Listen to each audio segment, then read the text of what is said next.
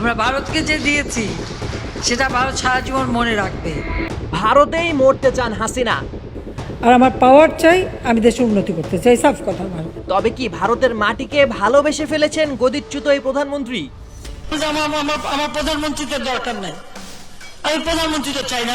হাসিনার জায়গায় আওয়ামী লীগের নেতৃত্বে বেশ কয়েকজনের নাম এলেও সূত্র মতে অহংকারী হাসিনা নিজেকে ছাড়া অন্য কাউকেই নেতৃত্ব দিতে রাজি নন। গণ অভ্যুত্থানের পর দেশ ছেড়ে পালানো শেখ হাসিনাকে নিয়ে এখন চরম বিপাকে পড়েছে আশ্রয়দাতা ভারত। অন্তর্বর্তী সরকারকালীন সময়ে বাংলাদেশের পক্ষ থেকে যখন তাকে প্রত্যর্পণের প্রবল আইনি ও কূটনৈতিক চাপ বাড়ছিল, ঠিক তখনই তাকে তৃতীয় কোনো দেশে স্থানান্তরের ছক কষা হয়। দীর্ঘ আলাপ আলোচনার পর বাংলাদেশ, ভারত ও কাতারের মধ্যে ত্রিপক্ষীয় দুতিয়ালিতে হাসিনাকে কাতারে পাঠানোর এক চূড়ান্ত সিদ্ধান্ত প্রায় পাকাপাকি হয়ে গিয়েছিল। কিন্তু একেবারে শেষ মুহূর্তে নাটকীয়ভাবে বেঁকে বসেন স্বৈরাচারী হাসিনা।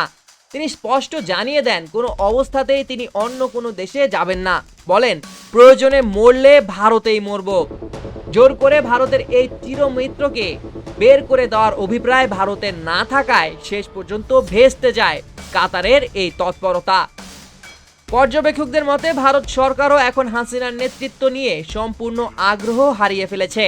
আওয়ামী লীগকে পুনরায় নির্বাচনী মাঠে ফেরানোর জন্য পর্দার আড়ালে তারা নানা চেষ্টা চালিয়েছে। প্রথমে তুলনামূলক ক্লিন ইমেজের নেতা সাবের হোসেন চৌধুরীকে দলের হাল ধরার প্রস্তাব দেওয়া হয়, কিন্তু হাসিনার প্রবল আপত্তিতে তিনি অপারগতা প্রকাশ করেন। এরপর শেখ রেহানার ছেলে রেদওয়ান সিদ্দিক ববিকে জরুরি তলবে দিল্লিতে ডেকে আনা হয়, কিন্তু ক্ষমতার মোহে অন্ধ হাসিনা সেখানেও সায় দেননি। নিজেকে ছাড়া দলের আর কাউকেই তিনি মেনে নিতে নারাজ। হাসিনার এই একগুঁয়ে জেদ দেখে ভারতও এখন তাদের হিসাব নিকাশ পাল্টে ফেলেছে। তারা বুঝতে পেরেছে হাসিনাকে দিয়ে আর রাজনীতি সম্ভব নয়। উল্টো স্রোতে এখন ঢাকা দিল্লি সম্পর্ক নতুন মাত্রায় স্বাভাবিক হতে চলেছে। যুক্ত হয়েছে নতুন আন্তর্জাতিক সমীকরণও। তবে দুই দেশের ভিসা প্রক্রিয়া স্বাভাবিক করার ব্যাপারে কয়েক দফা আলোচনা চললেও পশ্চিমবঙ্গের আসন্ন নির্বাচনের আগে কৌশলগত কারণেই বিজেপি সরকার তা চালু করতে নারাজ। সব মিলিয়ে নিজের জেদ আর অহংকারের কারণে হাসিনা আজ কেবল ক্ষমতাহীনই নন, বরং ভারতের কাছেও চরম এক বোঝা হয়ে দাঁড়িয়েছেন। Desk report, 21 television.